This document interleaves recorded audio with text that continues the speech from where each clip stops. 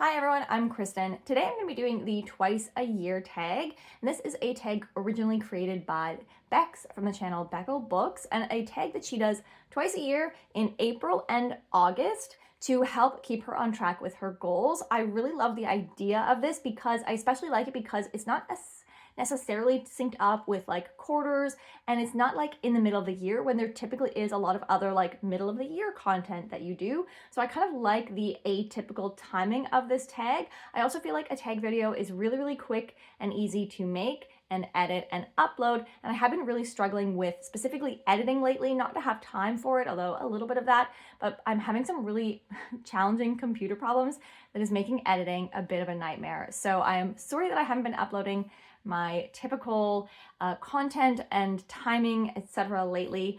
I'm working on it, but I'm just having a little bit of trouble, so I thought I would jump in to get this video out the door for you today. First one is, how many books do you think you'll read this year? I'm actually not sure where my numbers are, so let's look. How many books I have read so far. Up to the end of March, I had read 20 books, so that's not bad. That's what, theoretically 80 books for the year. I don't know that I'll keep on with that schedule. I would be very happy with 80 books of the year. I think I would put like a goal, if I had a numbers-based goal, at like 52 or maybe in and around 60. That feels really comfortable for me. But I'm really not a numbers-based reading goal kind of person, so I don't really care how many books I read in a year as long as I'm reading and as long as I'm happy with what I'm reading. So this is perhaps like a question that I would like maybe tweak when I do this again in April, perhaps tweak in the future. We'll see. The second question is, have you made a specific reading goal or target that you need to check in with and keep track of? Yes. I am doing some more goal-oriented reading this year, but for my ultimate goal of reading to make me happy and reading books that I'm happy about at the end of the year. So I have a couple goals based around like intentional reading that I am keeping track of this year. The first of which, of course, is my 25 books to read in 2025. I did 24 books for the first time last year and found that it was a really positive way to help myself maintain like intentionality of reading over the course of the year. I am on track. By the end of March, I have read 7 of those 25 books. So that is perfectly on track to continue reading 2 books a month up to the end of the year. And that will get me along with that. I'm also giving myself like a little bit of a reward. Essentially, I am a primarily library-based reader. I don't typically buy books, but I am giving myself sort of like a little bit of leeway here with this year, that if I am on track at the quarter mark with that particular priority goal, then I'm going to allow myself to buy a book, and it's most likely going to be ones that helps me fill my intentional reading goals. Another form of intentional reading that I am keeping track of specifically this year is books that I declare here in videos that I'm going to read, or that I would like to read. So I have an Excel sheet now where I have gone through videos that I made last year and this year where I like said that I wanted to read something, and I have like them all recorded by the video and I'm taking them off as I read them. So examples are like the young adult fantasy books that I wanted to read in a video last year, or 2023 new releases that I still wanted to read from last year. My Kindle Unlimited TBR is another one that falls into this category, as well as like my 2025 anticipated releases and 5 books from 2024 that I still wanted to read. So far this year, I have read a couple books off my Kindle Unlimited TBR. I've read a couple books off of my 2025/2024 anticipated old new releases video, and I'm of course following through with my 25 books to read as well. I don't have a particular timeline goal on this one because it's something that's like I'm always going to be adding to, and I'm always going to be reading from, hopefully. But I would like to be able to look back at the end of the year and compare how many books did I add on to this video mentions TBR versus how many did I actually read. And I want that to be like a good ratio. I don't have a set goal there. And then the final thing that I don't actually think I mentioned anywhere this year in a video, but I did make reference to it last year at some point, was that I wanted to continue to work away at series a little bit more intentionally this year, not because I feel guilty about how many series I have open, but rather because typically, like, if I like a first book in a series, I want to continue on and find out what happens. And I find that being let's say like a contributor or like an active member of BookTube, whether that's like participating in this way or just like consuming a lot of BookTube, I find that it leads to always reading something new and not necessarily following through on series. So reading more sequels this year is definitely something that I would like to just be a high proportion of what I'm reading. So when I look at my tracking from this year so far, I can see that I have completed 5 sequels, including one that was the conclusion to a series so far, like out of those 20 completed books. And then I also am actually currently reading 2 books that are also sequels. So it's maybe not as high of a percentage as I would have liked. And I may be seeing a couple more series starts than I would prefer. Although actually, I think for the first time ever, 1, 2, 3, 4, 5, they equal the amount of series that I've started, so that's not terrible. It's maybe not ideal, but it's not terrible. I am planning on doing like another series roundup. I haven't done one since September of 2023, so I am going to do like a full series roundup.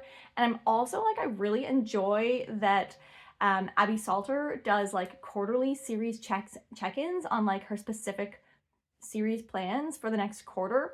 And not that I would be able to do that in terms of like my plans perspective, because I'm a little bit more loosey-goosey mood reading for that for me, but it would maybe be a good, even just if I didn't share it, unless you wanted it, but even if I just like personally like looked back at that every quarter to see like what have I made progress on and what have I started here, maybe that would be helpful for me in terms of like keeping me a little bit more accountable there. That one was a longer answer because there was multiple goals involved, but no more goals. Question number 3, how many 5-star books have you read so far this year? Okay, I don't track that on this tracking device.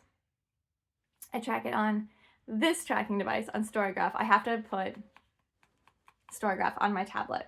If I look at this list, I would say confidently only one of these books of the 20 is a 5-star, and that would be Muse of Nightmares by Laini Taylor. Damn, that series is so good. Oh, you'll see that in my March wrap-up is when I finished reading that book. Oh, no, 2, Asunder. I also definitely gave Asunder. Did I definitely? If I didn't definitely give Asunder a 5-star, I'm retroactively going to give it a 5-star. So let's say 2. Let's say a confident 2 with some probably 4.5 stars mixed in. And if my like actual StoryGraph tracking number like drastically differs for me, I will put the number up above. But that's what I'm going to say, just like looking at the titles. I would say 2 5-stars and probably a couple 4.5s. Question number 4 is, what is a popular book you own and haven't read yet? So this one is a little bit less relevant to me because I'm typically not actively buying books that I haven't already read. I typically reserve that for ones that I would like to own a copy of because they're new favorites. But I do still have a couple books on a physical TBR, and a couple of them are ones that I plan to get to this year as part of my 25 books to read in 2025. So let me just grab those. So I do in fact have 3 books on my physical TBR that are ones that are part of my 25 books to read in 2025.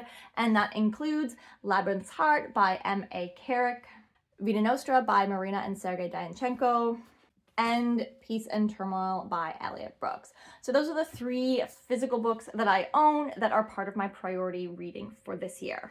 Question number 5 is, do you want to reread anything in the next few months? I actually put 5 rereads as part of my 25 books to read in 2025 this year. Rereading is something that used to be really, really important and near and dear to my heart. And it's something that, again, totally slipped away as like participating in booktube, I guess you could say, where you do feel like a little bit to some extent like you should always be reading something new, or you're at least hearing always about new things.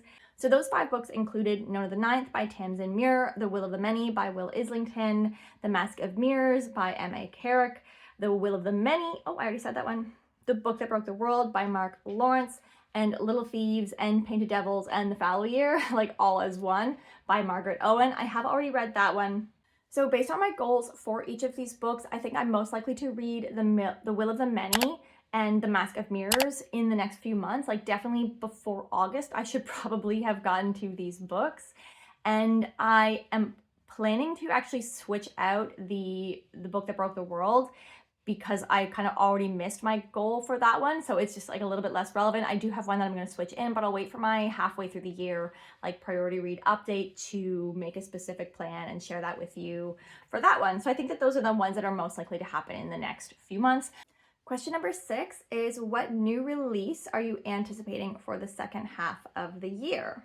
Because I'm going to be doing this tag again in August, I think I'm going to choose an anticipated release like for something like between now and then. So I'm going to go with Written on the Dark by Guy Gavriel Kate, which is coming out in May of this year. He is one of my favorite authors of all time. It's an auto-buy situation for me, so that is a book that I'm going to be buying no matter what. I do know that it is set in like in his fantastical world. It is set in like the version of France that he has, and that is a location that we haven't directly been in his new world. We do go there in A Song for Our Bond, but that's not part of his like existing connected world. I'm giving you more details than you need. Written on the Dark by Guy Gavriel Kate is definitely the one that I'm most anticipating between now and August. But I'm also hearing really, really amazing things about The Incandescent, which is also coming out in May. By Emily Tesh or Teshi, I'm not sure. But so I'm hearing really, really good things about that. And it's like a magical school setting, but being told by like one of the teachers or like the director of it. So that seems like a really fun and interesting differentiation. It could be really, really cool to see. And again, I'm hearing really amazing things about that from early advanced readers. So definitely looking forward to that one as well. Question number 7 is, what are you planning to pick up next, and do you think you'll rate it 4 stars or above? So I think based on the books that I have available soon at the library, I think I'm most likely to pick up Emily Wilde's Companion of Lost Tales next, and I think that it is pretty highly likely that I'll give that a 4 star above. I definitely think that I've given the first 2 books in that series at least a 4 star. So yeah, I think it's a good chance. And this is the 3rd and final book in the Emily Wilde series, where we're following Emily Wilde, who is a scholar of fairies. We're going somewhere really interesting and different in this 3rd book, so that could be a little bit of a wild card, but I do anticipate at least being pretty happy with the ending, and it'll be like a good intentional read. I don't think I have it on any specific like intentional reading list, but it isn't a sequel, and it would be concluding a series, so that'll be like a good intentional read. I do keep getting offered Guns of the Dawn, which is a 25 book to read in 2025. I just like don't really know if it's the right mood for me to pick it up right at this moment, and I don't have any other audiobooks coming up at the moment, so that's something that I'm going to have to put a little bit more time and effort into looking into. But so far, that is what it looks like I'll most likely be picking up next at this point. Well, that is it for this tag video today. I do think that it was a good way of like looking back on how the year has been going so far, and I'm looking forward to doing it again in August to see how things go between now and then. Let me know how reading has been going for you up to this point in the year so far. And don't forget to like or comment down below. You can answer any of the questions that I did here, or if you have a channel, you're also welcome to do this tag video as well. I'll see you guys next time. Don't forget to like and subscribe if you like what I do here. Have a great day, everyone. Bye.